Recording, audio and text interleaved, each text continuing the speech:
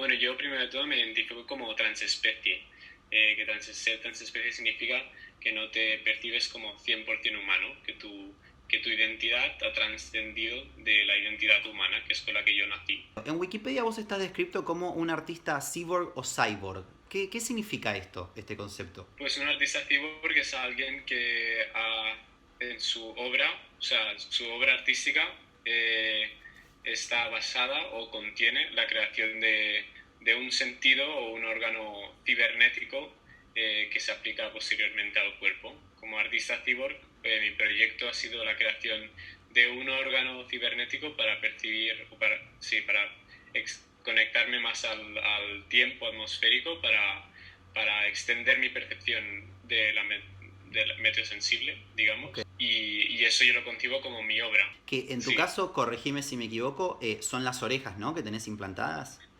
sí, yo le llamo aletas, Ok. porque las creé inspirándome en las aletas de los peces, que igual son como la tercera versión del órgano que he creado, porque antes de las aletas tenía antes un chip aquí detrás que también era para el tiempo, y antes de ese chip también tuve otro, pero que era diferente. Ok. O sea, llevo 3 años trabajando en esto. ¿Y qué función Sí. cumplen hoy las aletas? Pues las aletas me permiten escuchar a través del hueso y unos implantes la temperatura, la humedad y la presión atmosférica. Ok. Entonces, a través de un sonido que ocurre dentro de mi cabeza, y dependiendo pues de las condiciones atmosféricas que me rodean, pues este sonido cambia de un modo u otro. Perdón si lo explico como una manera muy bruta, pero vos, por ejemplo, Sí. el beneficio en tu día a día que vos tenés a partir de tener esa obra, digamos, que lograste diseñar. Vos, por ejemplo, estás en tu casa y podés darte cuenta de cómo está la temperatura afuera. No te rías si digo una estupidez. Tranquilo, no pasa nada, tú pregunta todo.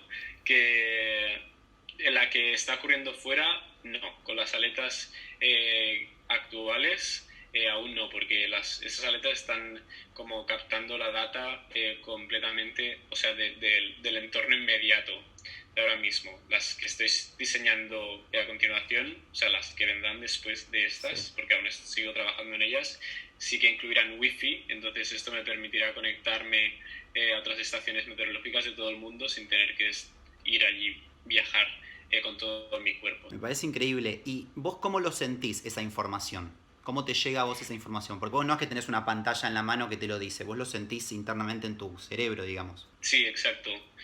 Pues es sonido a través del hueso. Si no lo has experimentado, es un poco complejo, pero bueno, de hecho sí que lo experimentamos, porque tú cuando hablas, obstaculizando en plan los orejas, tus Sí, oídos, tú igualmente te puedes escuchar a ti mismo, te escuchas más sí, fuerte si hablas. sí.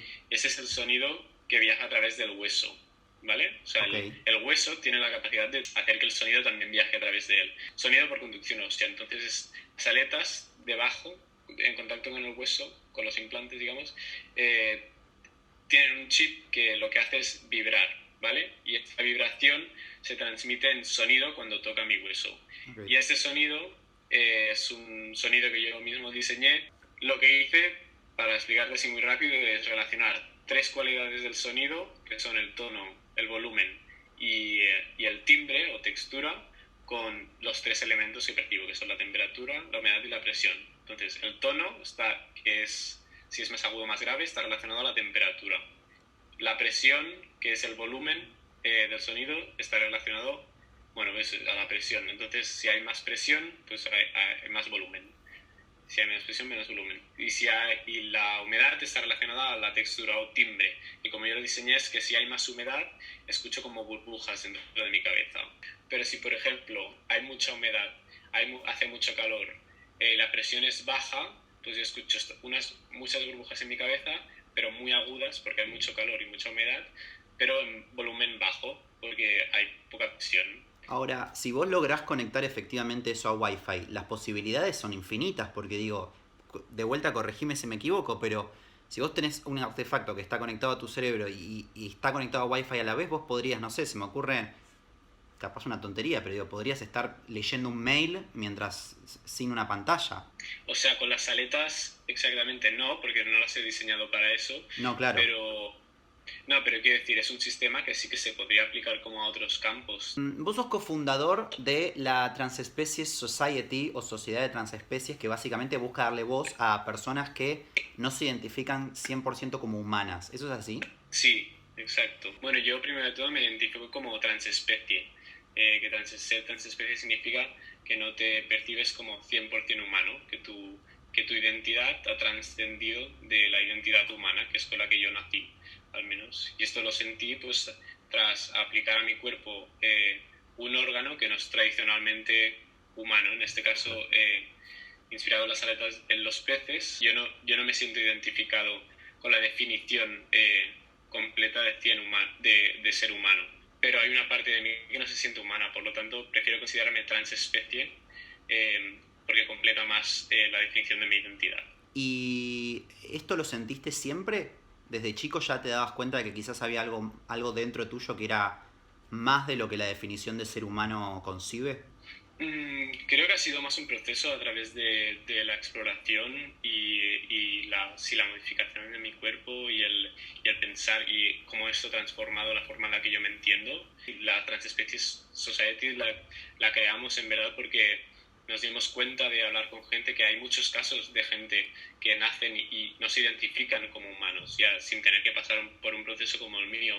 Y entonces, bueno, pues queríamos dar un espacio pues a poder hablar de estos temas sin que no... bueno, pues un espacio donde hubiera el respeto, ¿no? Para hablar de estos temas, porque creo que a día de hoy aún hay mucha burla y mucha mofa por el hecho de que alguien se pueda sentir, ¿no? Como perro o se puede sentir identificado con identidades que no son totalmente humanas. Bueno, el trabajo de la Transpecies Society era también como normalizar el hecho de que somos muy complejos, ¿no? De que podemos percibirnos de muchas formas diferentes y que tu cuerpo no define al final lo que tú te percibes, ¿no? ¿A vos, en lo personal, alguna vez te ha pasado de enfrentarte con situaciones en donde sientas que o se te burló o te hicieron bullying o alguna situación de ese estilo? Cada día, o sea, quiero decir, yo salgo a la calle y hay gente que se ríe tipo por mi aspecto en sí. Claro. No directamente por explicar mi historia, porque creo que cuando lo explico la gente suele conectar más, pero como transespecie recibo burla a diario. Pero imagino que igualmente es una situación súper difícil, ¿no? Porque llega un punto en que te debe hartar que haya como tan poca empatía, si se quiere, ante lo desconocido.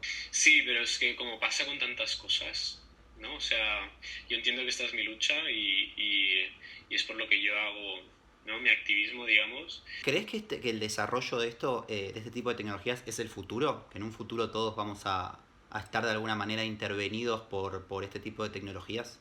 Creo que es un futuro, no creo que sea futuro total, porque obviamente habrá muchos futuros.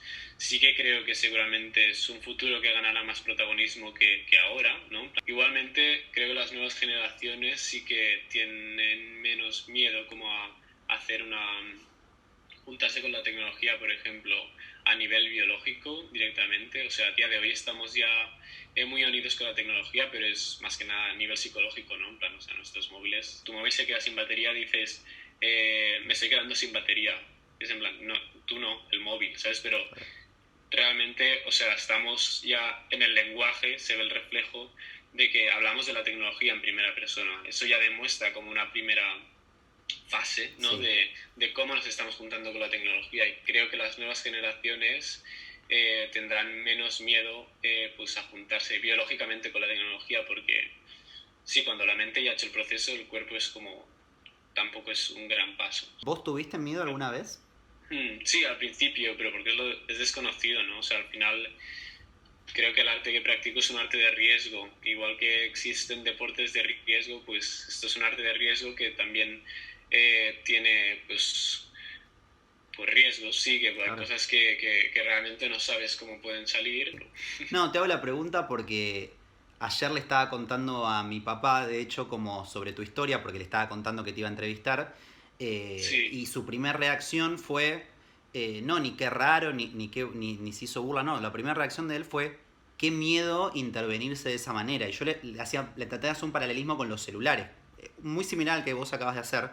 Y él me decía, sí, no, lo entiendo, lo respeto, pero a mí me daría mucho miedo. Entonces me imagino que el miedo en una intervención de ese estilo debe ser un factor que cumple un espacio importante. Sí, me daría miedo si no quisiera hacerlo. O sea, Claro. si no quisiera hacerlo, claro que me daría miedo, pero no es el caso. Las aletas, ¿vos las cargás al sol? ¿Puede ser que lo vi en tu Instagram? Sí, es uno de los modos, es el modo de carga que más me gusta usar, pero también porque es un modo de carga que no conecta al sol.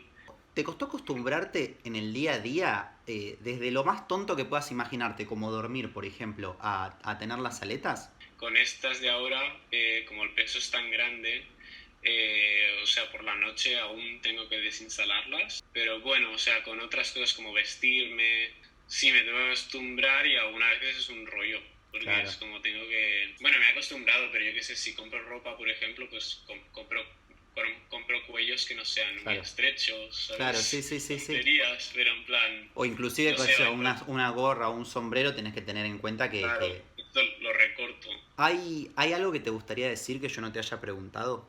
Que mi tipo de diversidad es una diversidad que vamos a ver más en el futuro y no en un futuro tan lejano. Y creo que simplemente sí, me gustaría enviar un mensaje de respeto, de, de antes de que cuando te venga pues una personalidad o alguien que se identifica con algo que no conoces, pues la primera respuesta sea el respeto en vez de la burla. Entonces, eso, un mensaje de respeto. Me tenía muy entusiasmado esta nota porque es muy distinta a las que suelo hacer y a mí yo soy una persona muy inquieta y me gusta todo el tiempo como conocer personas nuevas que tengan historias nuevas para contar. Así que bueno, cuando te sumaste me pareció increíble que quieras formar parte del formato y que nada, que des un mensaje tan bueno, ¿no? Como lo que decías al final sobre el respeto, porque yo sé que muchas personas van a ver esta nota y al principio les va a hacer gracia o van a decir, uy, ¿qué es esto? Como con cierto prejuicio, pero siempre partiendo desde lo desconocido. Pero después cuando escuchen tu relato, vos sonás tan genuino y sonás tan real y tan transparente que si terminaron de ver la nota y todavía siguen sintiendo ese prejuicio que tenían al principio, hay algo que tienen que evaluar esas personas, me parece. Así que nada, muchísimas gracias por haberte sumado al espacio. Gracias, Fede. Muchísimas gracias. Te mando un abrazo.